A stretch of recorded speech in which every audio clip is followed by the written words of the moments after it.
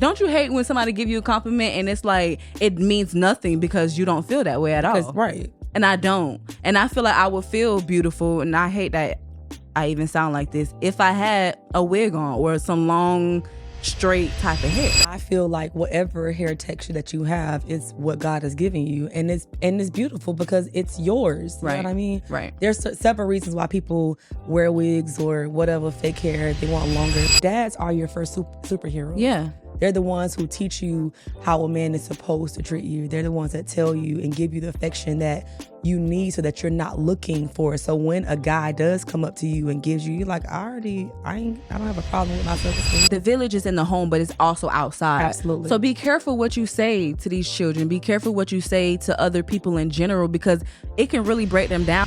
Hey guys, it's Heaven. And Nyja. And welcome back to InHerself podcast, where we talk about faith, family, finance, and friendship. So don't forget to like, share, and subscribe. As y'all can see, the curls are out. And it's ridiculous. I'm trying to like embrace it. Trying to be like, oh, we're here. The curls and the natural. Where is my wig? I know. They get old and stiff. Yeah. I'm doing this because we talking about insecurities today. Yeah. And you're really doing it because I have my hair. And so you are a great friend for this, because I was on the phone crying. And I'm like, what I'm going to do to my hair? Mm-hmm. Like, my wig is in the trunk. It's bad. The lace is not good no more. And I'm like, I don't want to wear this hair. It just, I don't feel beautiful. I use quotes in that. And you are. Thank you. I appreciate that. But I don't feel like that. Don't you hate when somebody give you a compliment and it's like it means nothing because you don't feel that way at all? Right. And I don't. And I feel like I would feel beautiful, and I hate that I even sound like this, if I had a wig on or some long, straight type of hair. Why? What does that come from? Why you feel that way? Because personally, I feel like your hair is fine. Right. I feel like people probably want to know what products you're using. How did you get your curls? If you pop in and define the way that they are. Water. Water. That's it? You don't put no product on your hair? No. Water and gel. But I feel like... And that's what makes it even more beautiful. Not to cut you off, but the fact that you don't have to put a lot of stuff on your hair to make it be that way is... Right. I just feel like this is not the look that people like go for, or people find me attractive in, I guess. Because people don't... See, that was going to be rude.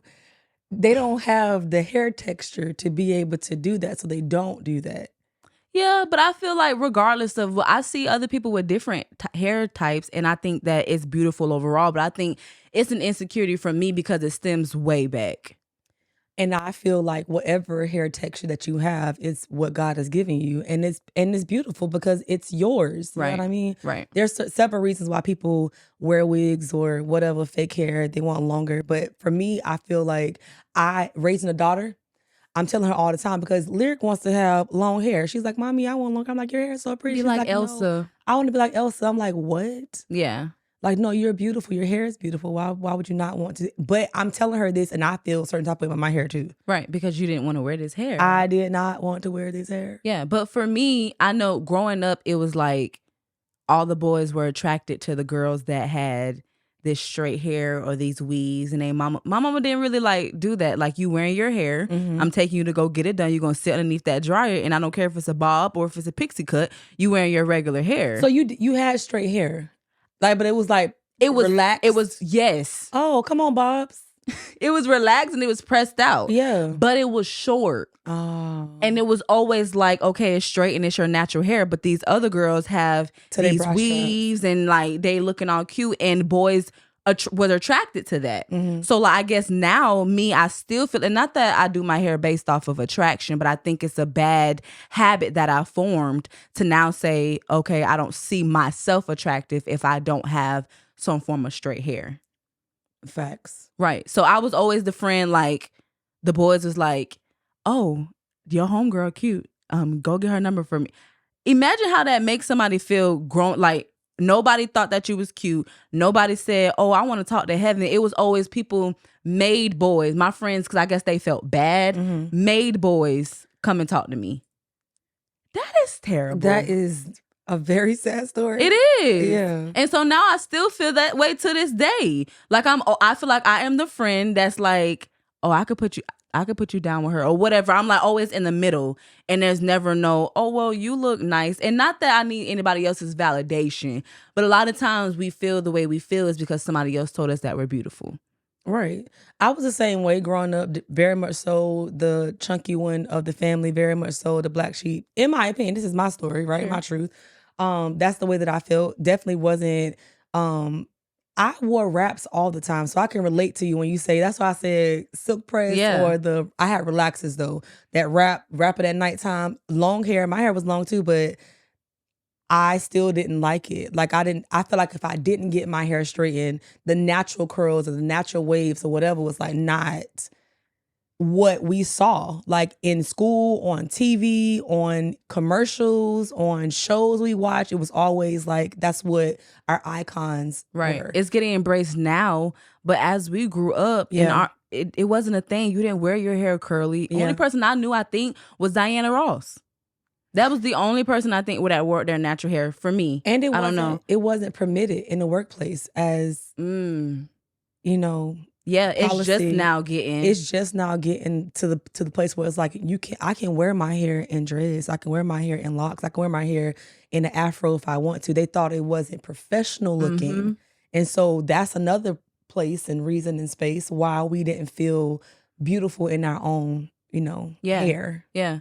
But I think that's why it's important, like, to drill into your kids and really mean it. Because I think sometimes we say stuff like, oh, yeah, you're beautiful. Oh, yeah, your hair is cute like that. But really mean it when you tell your kids that so that when they look in the mirror, they really mean it. Because I should not be 26 years old feeling insecure about wearing the natural hair that God blessed me with. It just should not be an option. Yeah. But that's how I was raised. That's how I went to school. That's all I remember. I was the homegirl and I was fat. I was on Weight Watchers in middle school. Friend, you was on Weight Watchers. I was on that Weight Watchers. Wow. When Oprah was the head. I was on Weight Watchers.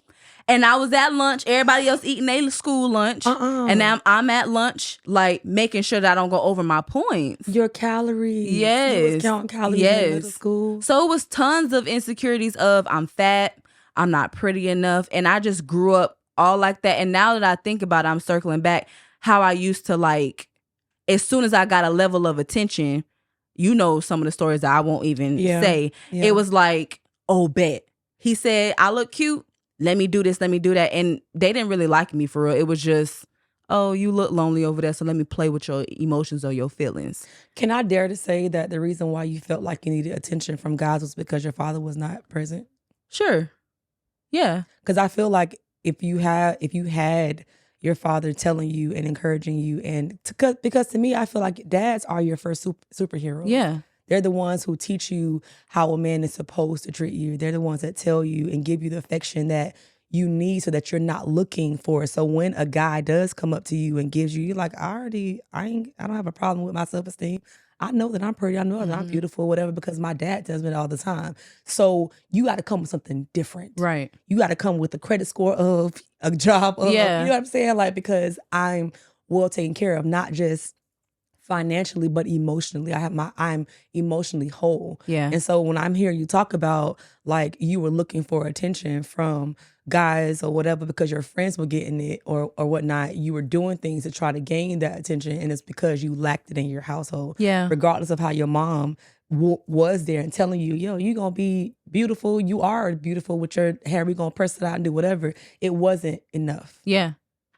And I mean, that's a new revelation. I'm not going to even hold you. Of course, I've thought about it. But in this situation, I'm like, yeah, that's probably why. Because I didn't have a male at home telling me, okay, you might be a little chunky, but it's okay. Yeah, but you're still beautiful. Or your hair is breaking off because you done permed it, but you're still beautiful. Like there was never really conversations of that. And again, I had not two examples. I had two men in my life that were supposed to be examples of what a father was, and neither one of them to me succeeded. And so it was double dose of I'm not getting the level of attention in the home. So I did go out. And middle school was bad. I think middle school was the time frame where I was like, all right, my homegirls they getting all the men. Let me see what I can do to get them. Yeah. And it became a level of embarrassment. It never was, oh, she finally got the man. It was like, she looked thirsty.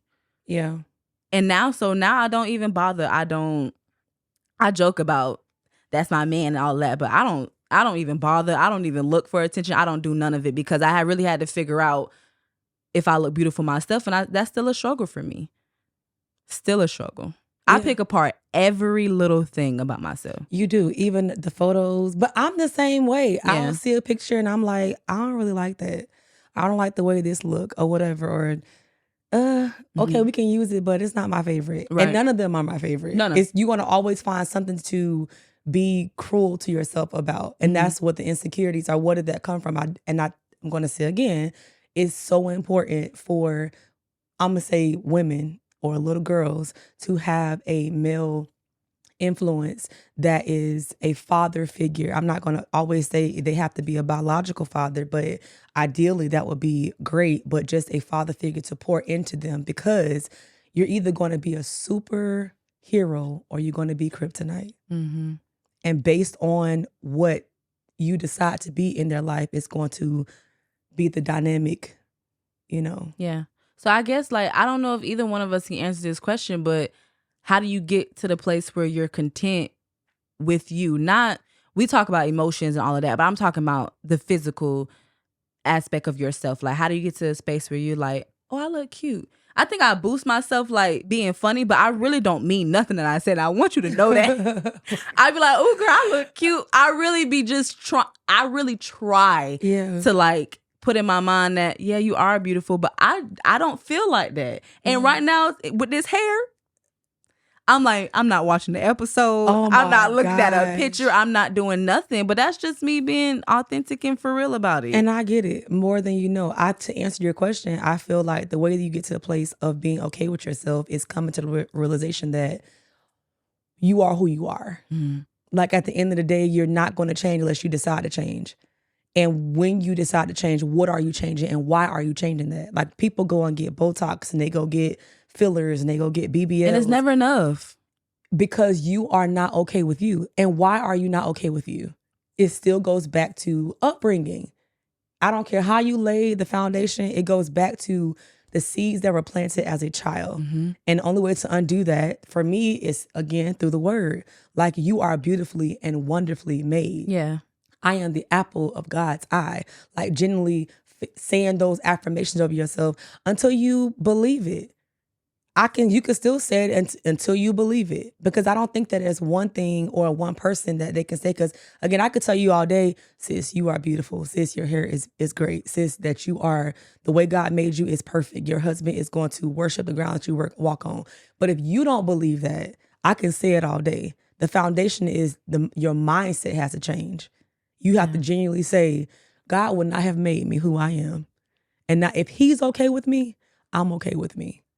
And that's okay. The reason why we're not okay, because we want people to be attracted to us. We want people to like us. We want people to idolize us in some type of way. Whether it's, oh my gosh, your accolades, your accomplishments, or something that makes you want to be unified with them, because that's the way God made us. We need each other. Right. As much as I like to be like, I don't need nobody.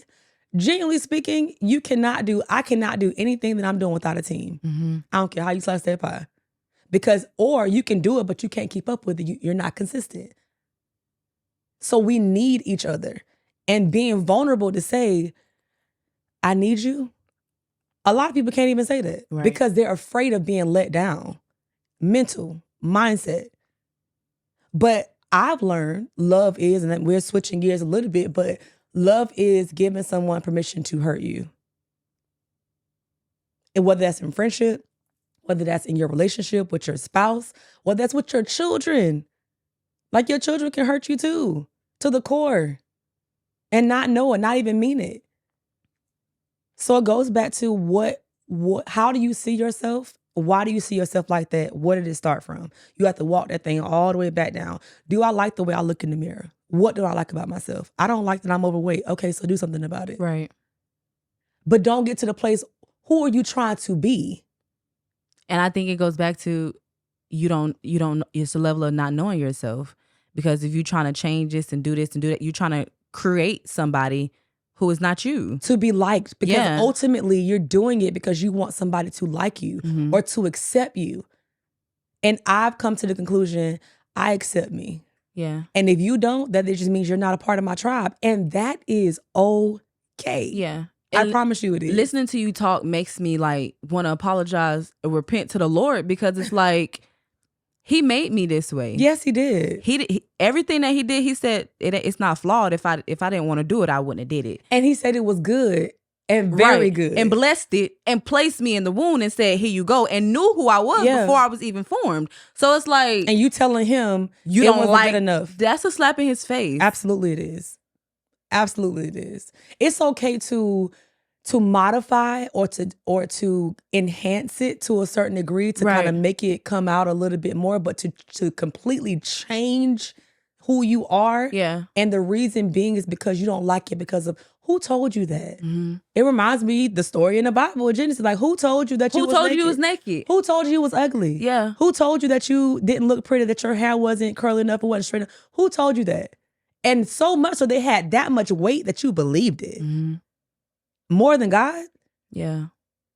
And it's because we watching TV. Right. Or the attention. Attention. Yes. That's literally, I know for me, that's what it was. Or lack thereof. Even in college, it was like, in college, I hung around cute little girls, and it was always like, and it's not funny, but they would say, hey. And it's like, don't turn around. They not talking about you. But I would turn around, they would be like, your friend. Hey, let me get your, and I'm like, here we go again. But it's like, okay, it is what it is. And so, but my friends will always encourage me, like, get up, like, get dressed, like, get cute. And so now I make it a priority. Even my mama didn't play like that either. You going to the, still don't. She don't play. You going to the store like that? Like that. I get it, but you can at least like pull your sweatpants up a little bit. Maybe she don't play that game. You got to look a certain way. Yeah. And so I still operate like that, but I'm like, this is not how I feel pretty, if that makes sense. You know why? Because you should take pride in yourself. Mm-hmm. I love that your mom is like that, because she's like, I don't care if you're going to 7-Eleven. You need to make sure you look like somebody. Yeah. Because you are somebody. Like, genuinely speaking, like, you are a king's kid. Like, act like it. Yeah. You are ambassador. Act, dress like it. Mm-hmm. I'm not saying that, again, that you have to go overboard and put on heels, but be presentable, because you never know. What if Oprah walked in there? And you looking homely. And Oprah can't do nothing with you. She not putting you on the Oprah Winfrey Network looking like that. Talk about you selling real estate. What? Dress it up and make it real form or something. Put your hair in a ponytail. That's what I did. It's the least you can do. It's the least you can do. Yeah. Yeah. Yeah. But you know what will teach you? This is no joke. You know what would teach you how to embrace your authenticity? What? Being broke. Well, no, listen. I'm serious. Because if you don't have no money to get your hair, your makeup, and all this stuff done, you have no choice but to be who you are. Yeah. You can't enhance it. You cannot. That is you. You are forced to embrace who God has made you to be. Yeah. Or become creative and do it yourself. Mm-hmm. Yeah. But I would not even be the type to get a BBL and all of that, because I would hate to get up to heaven and the Lord say, who are you? I didn't even make that. I gave that to Tisha and Twanda. Not Tisha. I didn't give you no big old booty. But you came up here with one. That is foolishness. Who are you? That is foolishness. That is foolishness. So I'm not doing it. Yeah. As much as I want a reduction, it's like, if you wanted me to add these G's, I'll take care of them and I'll do what I need to do. Right. But I don't like the fact that you still feel that way about yourself. But I get it, because I have moments where I feel the same way, especially about weight. Like, thank the Lord, earlier this year, I am down 50 pounds. Praise God. God is good. Yes. But that was something that I've always struggled with, was my weight, even from a child. Yeah. Like, feeling like I was the plus size, similar story to yourself. Not knowing how to do it, up and down weight, lose it, gain it, lose the weight. But when I started having kids, it just stayed on. Right. And it just was adding more and adding more. Did your family like pick on you about your weight? No, I don't think, not, again, my cousins would when we were younger, but not I don't think they were only when we were getting into an argument, and then that would be the joke that you would say, or the the jab that you would say to try to get under my skin, but not like on a regular basis of make me feel some type of way. No, people had a level of concern. Like they would pull my mom to the side and be like, she's 14. She shouldn't really be that big. And I think my mom, like, it made my mom feel some type of way too, like, because all of my friends were small, petite. We all played sports and did all that, but I just wasn't that chick. I've always been singing and dancing and doing that. I didn't play no sports. I'm not running around no track. I'm not. I can't breathe. Okay? And so... And so I think she was like, well, I don't want people coming to me talking about my child. So let's try to do something about it. Like maybe not take you to McDonald's all the time, or maybe not do this. So a level of me feels bad for my mom, because you hear all these people coming to you talking about how big your child is, and you think that she's beautiful, but now you're trying to change how she looks because of what other people are telling you as well. And I think it's because your mom has also always been small. Yes. And so and body, honey. You being her child, that's probably where it was like, well, why is she not knowing genetics are genetics? Right. You know what I mean? Right. Mine was similar in nature as well, but they thought I was sexually active because I had hips and boobs and whatever, and wasn't doing nothing. That's just the way the Lord had and sanctified. Good and saved. Yeah. 15, 16 years old, but built, shaped like 18, 19, 20 years old, because that's the way that I was shaped, but wasn't doing none of that. Yeah. Yeah. It's called genetics. Right. It jumps all the time. Like, but I think that was one of the reasons why talking about your family, if they did, was because they like, well, your mom, she was called Tiny. Right. Right. That's her nickname. Like, that's her name. Like, Tiny, just a small, petite girl. And I was always, that was insecurity of mine too. I was always just taller, just bigger than my mama. I was the mama. I looked like the mama. And so that's what And so it's like, you are large. And it's not okay. So you see why I'm saying, who told you that? Yep. And it wasn't just one person, it was multiple people. So much so that your mom was like, okay, let me see if I can do something, because I don't want her to be picked on. I don't want people to be talking about it. So you had several people in your ear telling you that you were not the shape or the size that they want you to be. Yeah. So I said that to say, people like, the village is in the home, but it's also outside. Absolutely. So be careful what you say to these children. Be careful what you say to other people in general, because it can really break them down. Me being an adult right now, thinking about what my mom's friends would say about me now is like, like that still affects me 10 plus years later. So genuinely be careful what you say. You see a little girl with curly hair, maybe her sister has straight hair, embrace the fact that your hair is beautiful. Your hair is curly. Your sister's is this way, but both of y'all are beautiful. Like, just try to help it out. Yeah. Because it's not just, yes, it is in the home, but it's outside the home as well. Absolutely. Or even just embracing the love in general. Like you'll treat one child differently than you do another child. And believe me, these children pick that up. Yes. They can tell the difference of affection that you are displaying, whether you think they're smart enough to receive it or not, they do. And so I try my best, because growing up, I knew that. Like I could tell the difference between affection between cousins or whatever the situation was. That was my perception of that, nevertheless, but it still happened. Right. And so now, whether my nieces, nephews, my children, I try my best not to only focus on one or two or whatever. It's generally across the board. And I don't even comment on like dresses and hair unless I'm telling everybody the same thing. Like, that is so pretty what you have on, or you are so talented, or you or whatever, encouraging it and building their self-esteem up, because kids are hard on themselves, and their schools they go to make it worse, because I'm sure at school, like you just stated, now that's where the pick they're gonna dog you. That's why I was fighting all the time. Me too. Because don't talk about my forces. You want to... Yeah, they was fake, because I had a fake pair. Not fake. But I'm wearing them.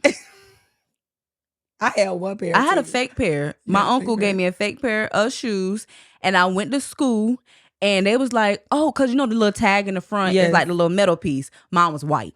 And so they was like, oh, you got a new pair, like they, and I said, I went home, I said, these are not real. These are not real. You're setting me up. But kids are bullies. Yes, they are. And they could tell. Yes. They could tell. So you have to set the standard at home and outside of home, because when they get into them schools, the kids are brutal. They're going to say whatever it is. And that's how I defended myself. I was fighting all the time. I'm going to slap you. You can't beat me though. Right.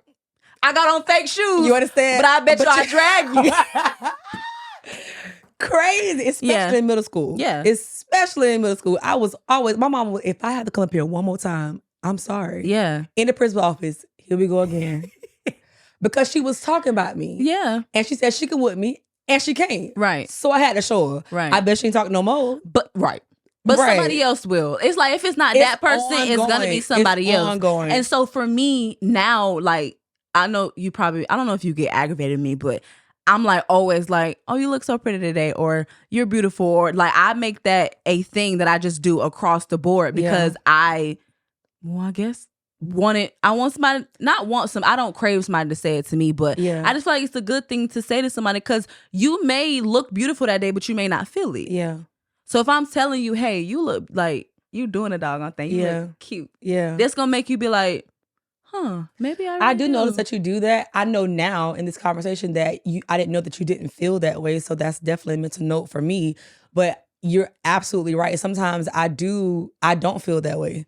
And I don't know exactly where that stems from. For me, I'm talking about in my adult life. Yeah. Because I always felt like the way the clothes fit, I didn't like the way they fit, or it was too tight, or the sizes kept going up. And I said, at some point, right, when that scale said what it said, I say the devil is a liar. Yeah. This got to go. Yeah. And so when you did say, you look nice, you look pretty, I definitely appreciate it. Didn't feel that way. Right. But nevertheless, was still trucking along. But now that I know that that's why you do that, I'm definitely going to do more on my end to make sure that I encourage you, because you definitely are. But I don't want you to encourage me because you feel like, oh, she's saying it because she wants something bad. I genuinely mean that. You should know me better than that. That I'm never going to say something just to be saying something. Like, you genuinely, I didn't know that you dealt that, or you felt that way about your insecurity. Like, you didn't know that you were pretty, or that you can dress. Like, literally, you could definitely, like, you are pretty all the time. And I didn't know that you didn't feel that way about yourself. So I'm making a mental note to make sure that I say more. Because I'm like, she cute. Right, she know. Right. But I don't. Right. I just put it together because in my mind I think that it looked cute, but I just be like, oh, okay, it is what it is. But I think you should encourage your friends in general, like just overall, because I feel like women don't encourage each other, and the reason why, because it feels like it's a competition, jealousy, and it's not. It shouldn't be. 1000% is what that is. Because you can have the same outfit on and wear completely different. Right. Right. Yeah. There's no competition, but it's all in your mind. It's mental. So, I guess what we're about to say to end it all, really about to put this all together, because in herself, she is wow. We say that at the end of every podcast, and I don't even doggone believe it. Wow. That's what it's about. In herself, and in herself, meaning in her mind, in her spirit, in her emotions. We say that all the time as affirmations, that you are beautiful. You are strong. You are loved. You are powerful. You are intelligent. Yeah. You are everything God made you to be. But you have to speak it, even if you don't believe it yet, because one day you will. That's powerful. So in herself, she is loved. In herself, she is beautiful. In herself, she is strong. We'll see you next week, guys. See you guys.